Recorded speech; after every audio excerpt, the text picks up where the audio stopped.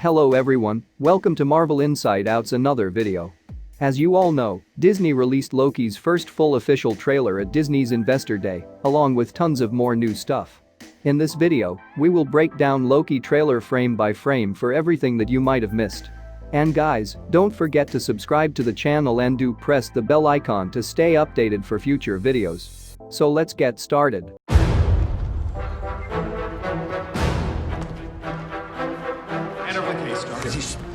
Get your hands off.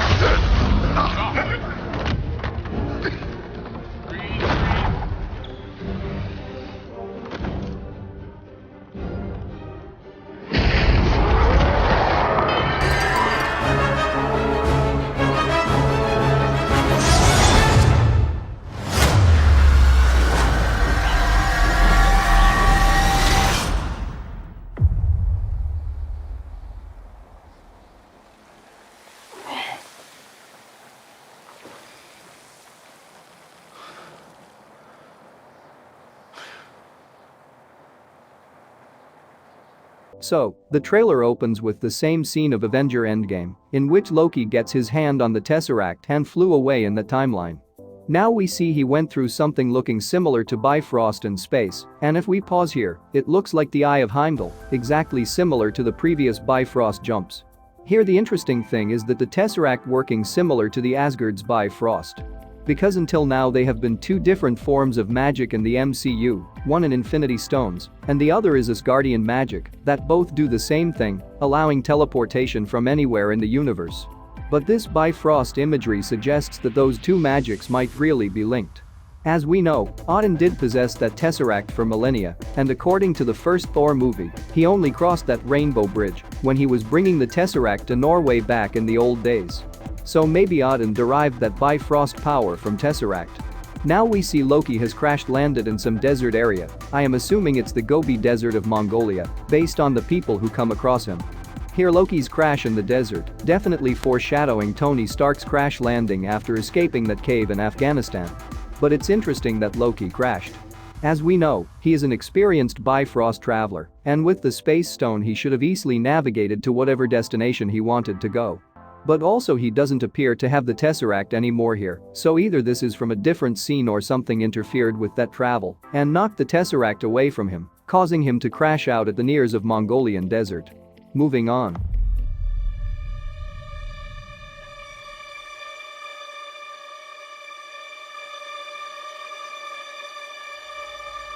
You're taking me somewhere to kill me. No, I'm taking you someplace to talk. Well, I don't like to talk. But you do like to lie, which you just did. Because we both know you love to talk. Talky. How long have you been here? I don't know, it's hard to say. You know, time passes differently here in the TVA. What does that mean? You'll catch up. Okay, so in the next scene we see the Marvel Studios title appears in a sea of letters of Loki's name, all in different fonts. And then this elevator shaft of the TVA, Time Variance Authority, aka Marvel's Time Cops. The TVA is like a bureaucracy of timeline monitors. They oversee and investigate violations across the various Marvel timelines. How interesting is that the elevators each button maybe implies the different timelines in the multiverse, with floor buttons each represented with 3 characters of alphanumeric code, which is too early to decode. But since there are 3 characters, it's worth noticing that, since they're going through different realities, so maybe each floor designates the 3 coordinates of 3 axes in space, X, Y, and Z, but the elevator moves across these, so if you think that would be a 4th dimension, the axis of time. The one axis that connects 3-dimensional space in Einstein's theory of relativity. Am I making it too complicated? Now here if you look the symbols down the middle. There is a circle with a line going through, an X, 3 parallel lines, and then a little happy face. Perhaps these directs how this time elevator travels across those timelines. It could stop or freeze a timeline, it could crisscross timelines, it could reset timelines to run parallel without interference, and then one where it's just like surprise element. Well, these are quite interesting. Tell me your thoughts in the comments. So, here we can see that Loki is detained as a prisoner. He wears a TVA jumpsuit, and this collar is maybe an explosive collar. And he is with Owen Wilson's character. The captions reveal his name, that is Mobius M. Mobius. That name is actually of the most recurring manager of the TVA. The name Mobius come from the same impossible geometric shape that Tony Stark conceptualized to crack the code of time travel in the Endgame.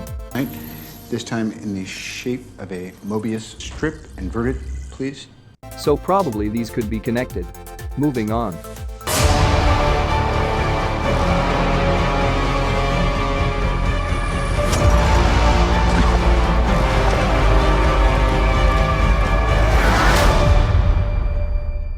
Glorious.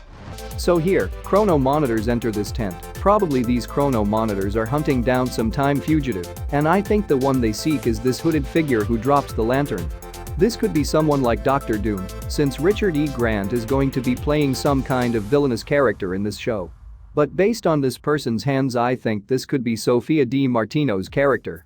Since we saw her in some previous Loki set photos, she could be the Lady Loki in this series, based on a comic series when Loki's soul was transferred to a female body after the Ragnarok event in the comics. Maybe there is an alternate timeline where Loki is in a female form, and that is the maniac that this Loki now has to try to hunt down and stop in a plea deal to clear his criminal record with the TVA. And here, if you see closely, currently Loki is in the old Avengers tower, and if you look in this mirror behind him, he is holding his old scepter from the first Avenger movie. Moving on.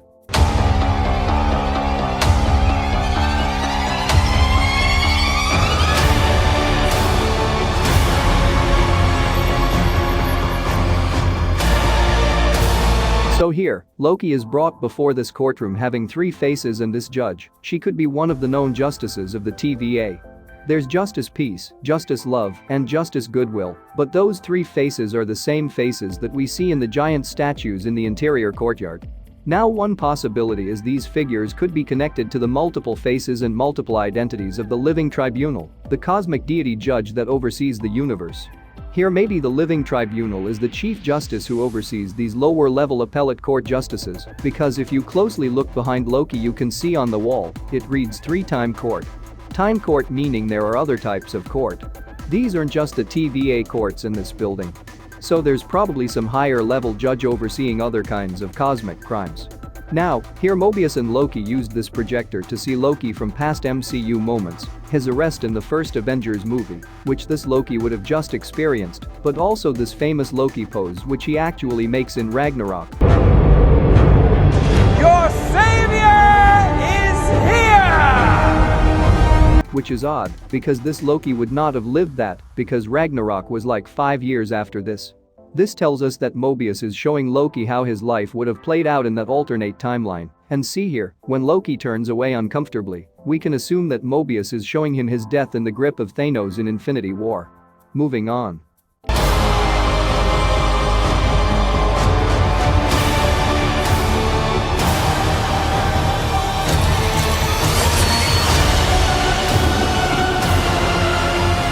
Okay, so here chrono monitors approach this Rockskirt store in the pouring rain. If you notice, Rockskirt has the same rock suffix as Roxanne, the energy company that has appeared in the background of past Marvel films. Now, possibly that oil company Roxanne might have branched out in the future and become Rockskirt. Notice these troopers appear to come from these glowing doors. These could be the portals through which they travel through time. Now, watching them on the security monitors appears to be that same hooded figure that we saw earlier.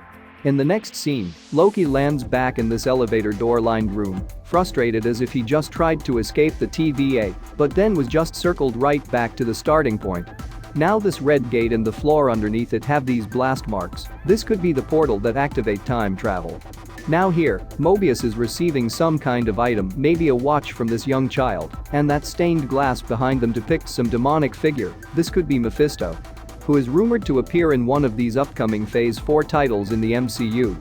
Then the classic Loki knife flip that we saw in the trailer of Thor Ragnarok, but unfortunately that scene was cut off from the movie. Then there is this insane shot of a moon crashing down on a planet's surface. Maybe this could be connected to Thanos spiking the moon in Infinity. Also, that purple glow looks like the same as the Power Stone, when Thanos used its energy to shatter that moon before he threw it. And here this lady sitting in all this wrecked area, some believe this was Natasha Romanoff, but no, this is Sophia Di Martino's character. You can tell this by the short hair that we saw in the previous set photos. On to the next clip.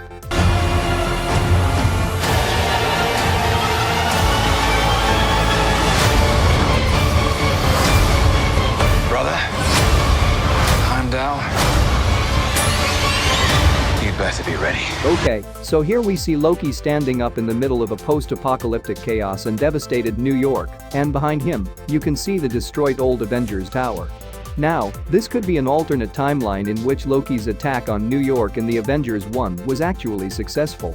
And then we see the airport with cops watching as a bag of money is transferred to this flight attendant, as Loki watches on in shades.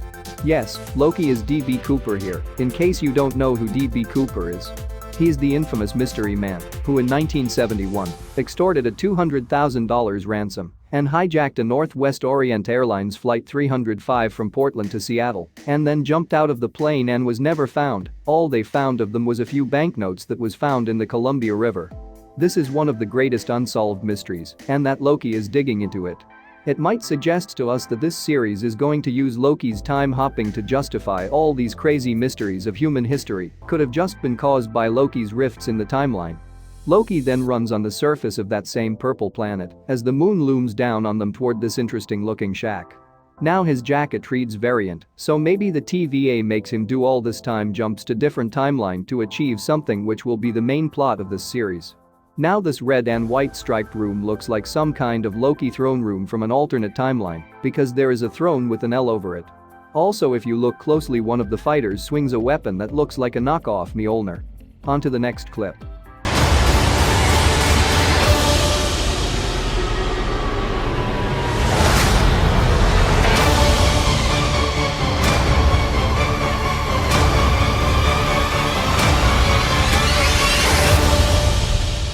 Come on.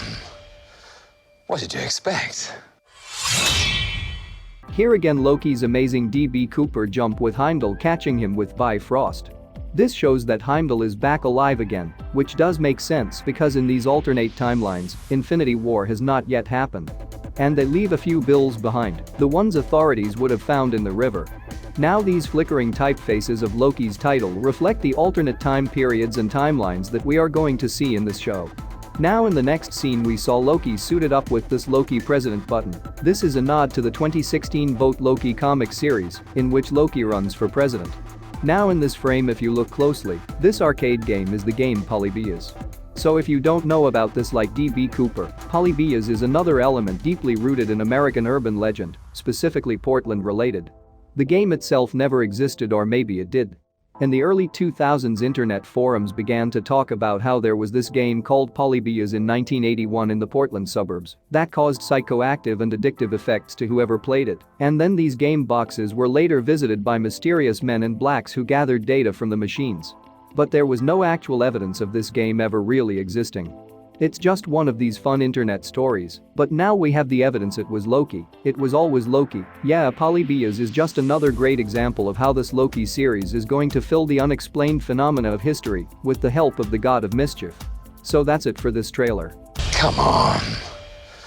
What did you expect? Next, we will break down the what if trailer frame by frame, so don't forget to subscribe to our channel. Tell your thought about this Loki trailer in the comments. Also do like and share the video, and for more Marvel related news and updates, follow us on Instagram. We will see you in the next video. Till then, be safe and be marvelous. I get lost inside my thoughts, and when I start to think, oh, the time how close it starts to end up on the brink.